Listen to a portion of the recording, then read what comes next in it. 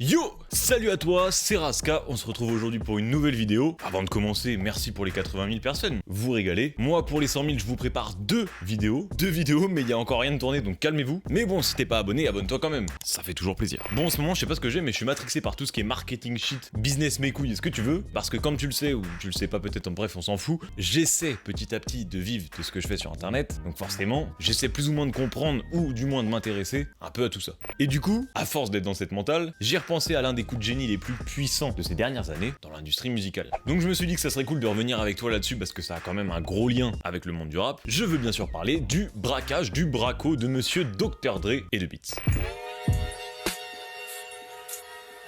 Et d'ailleurs, si le personnage en lui-même t'intéresse, il y a une série qui est vraiment intéressante sur Netflix, qui retrace un peu tout ça, et qui aborde notamment des points que je vais pouvoir raconter dans cette vidéo. Très rapidement, je pense que je te cache rien, le rap s'est approprié les codes du capitalisme, que ce soit dans les clips, les saps ou les lyrics, et clairement, dans l'histoire que je vais te raconter, il n'y a pas meilleur hustler dans le rap qui soit en termes de réussite financière.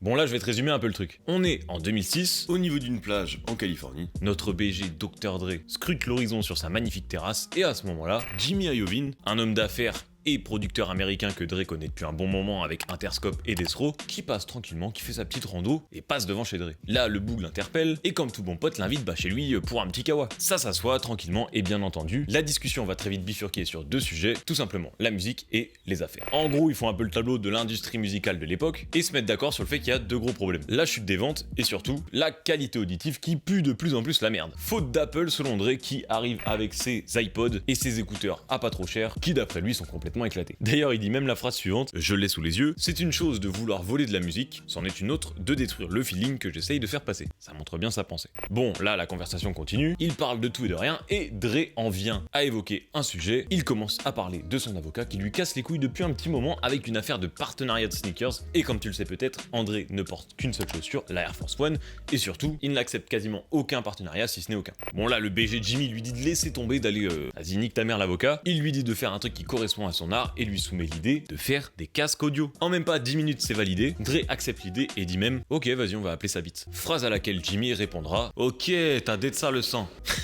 Pas du tout. Mais juste ça me fait gourir de voir la facilité qu'ils ont eu à trouver un nom pour une marque qui va coter de ouf, alors que d'habitude pour la création d'un produit ou d'une boîte, ça fait des grandes réunions à 10, 15, 20, ce que tu veux, pour parfois trouver un nom éclaté. Franchement, Dre a été simple, concis et efficace. Bravo. Le lendemain matin, André enfile sa petite Air Force One et part déjà tester quelques modèles de casques. Ce qui me fait marrer, c'est qu'ils ont vraiment porté leur couille. Parce que dans un monde où à ce moment-là, ça se tournait plutôt vers la miniaturisation, eux ont lâché un gros fuck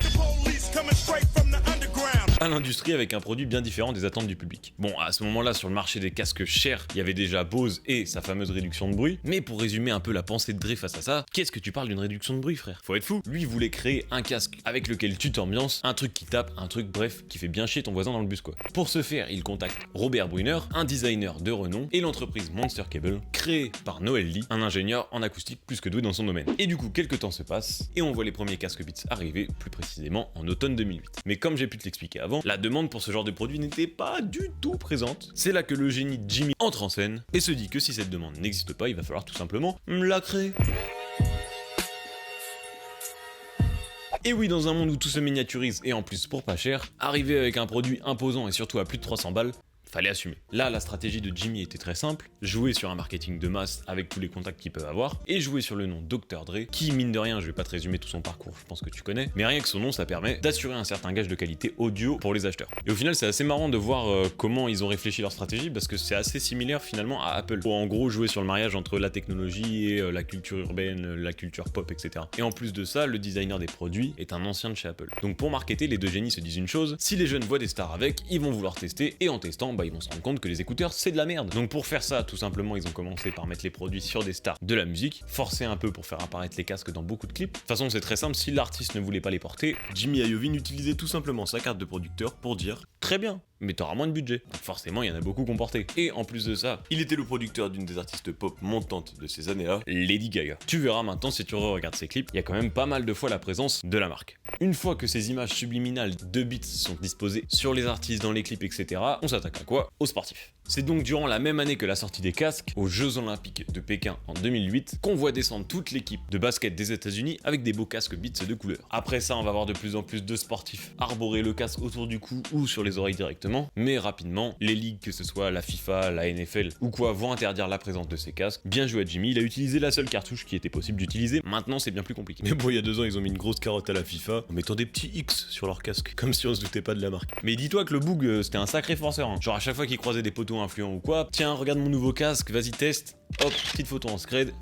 La propagande continue. C'est donc avec ce marketing de masse en insérant des images de Beats un peu partout dans la pop culture urbaine du monde entier et en jouant sur l'expertise et le storytelling autour de Dr. Dre que finalement l'empire Beats va prendre de plus en plus d'ampleur. Mais attention, il faut savoir que tout ça c'est purement commercial. En soi, le son n'est pas si fou que ça, d'ailleurs il y a eu pas mal de critiques autour de ça. On s'est rendu compte que les casques étaient alourdis avec des matériaux 30% plus lourds pour donner cette impression d'un produit robuste, un produit qualitatif. C'est des petites fouines. L'idée c'est plus du tout d'en faire un casque audio avec une qualité plus, mais tout simplement de le transformer en accessoire de mode, en objet de mode. Donc en vrai, je sais pas, je m'y connais pas de fou, mais en vrai, c'est à peu près la même logique qu'une marque de luxe en vrai. Accroche-toi, en l'espace de 1 an, ils sont passés de 27 000 casques vendus à plus de 1 600 000 casques vendus. Les gars sont trop forts. Ils ont carné à tout le monde. Dis-toi quand même pas 6 années, Beats devient une putain de machine à fric qui cote plus d'1 milliard $. Ils sont arrivés de nulle part et ils ont ramassé 27% des parts de marché des casques audio et 57% des parts des casques à plus de 100 $. C'est monstrueux. Les bénéfices sont incroyables. On arrive à vendre des putains de casques plusieurs centaines de dollars alors que c'était inimaginable quelques années auparavant. Et le pire dans tout ça, c'est que la production d'un casque ne coûte seulement que 14 $. Putain. Ils sont trop forts. Après, je sais qu'il y a plein de marques qui marchent de fou et tout, hein, on va pas se le cacher. Comme quoi, la communication et le marketing, ça fait beaucoup. On peut vendre tout et n'importe quoi à n'importe quel prix en fait. Je crois que je vais faire des enceintes. Hein. En vrai c'est fou mais ça me fait penser de ouf au délire du stylo dans Le Loup de Wall Street pour ceux qui voient. Et en plus de ça, il faut savoir que les deux là, c'est des petits malins, tout ça ils l'avaient plus ou moins vu venir. Dis-toi qu'à la base de la production c'est Monster Cable, avec qui ils passent un accord pour manufacturer les fameux casques, mais sans pour autant s'assurer de la moindre contrepartie viable. En gros c'est Beats qui conserve 75% je crois de la propriété de tout ce que Monster produit. Tous les composants, les brevets etc, rien ne leur appartient directement. Et c'est fou parce qu'au final c'est eux qui ont construit la marque. Et dis-toi que bête de reconnaissance, une fois qu'ils ont eu de l'oseille, ils ont tout simplement dit ça dégage, on rachète tout à pas trop cher et ciao Monster. Bon attention, hein, ils vont pas se contenter uniquement de ça. Dre va très rapidement s'impliquer dans la diversification de la marque, notamment en dehors du matériel audio, en lançant notamment Beats Music pour s'insérer dans le marché du streaming. C'est quelques années plus tard, en 2014, qu'Apple réalise le rachat le plus cher de son histoire. Et oui, gros jackpot, tu l'auras compris, Apple rachète Beats et par la même occasion embauche Dre et Jimmy pour leur réseau et leur expertise quant à la suite et la stratégie musicale du groupe à la pomme. Ce rachat permet aussi de racheter Beats Music, un projet dans lequel Apple voit de grandes évolutions. C'est pour la modique somme de plus de 3 milliards de dollars que l'entreprise Apple va s'offrir Beats Electronics. Mais attention, beaucoup à ce moment-là ont cru que justement c'était 3 milliards dans les poches de Dre. Pas du tout. Hein. Même toi tu t'es fait avoir par la miniature, je le sais, avoue-le. Mais bon voilà, je savais que ça allait attirer plus de gens. Tu t'es fait avoir, c'est YouTube. Mais il a quand même palpé l'équivalent de, on sait pas vraiment, mais 700-800 millions de dollars après impôt. Donc ça fait quand même une bonne grosse quicheta. Bon après c'est un peu bizarre, les chiffres varient, j'ai vu 950 millions sur un autre site quand je recherchais les infos.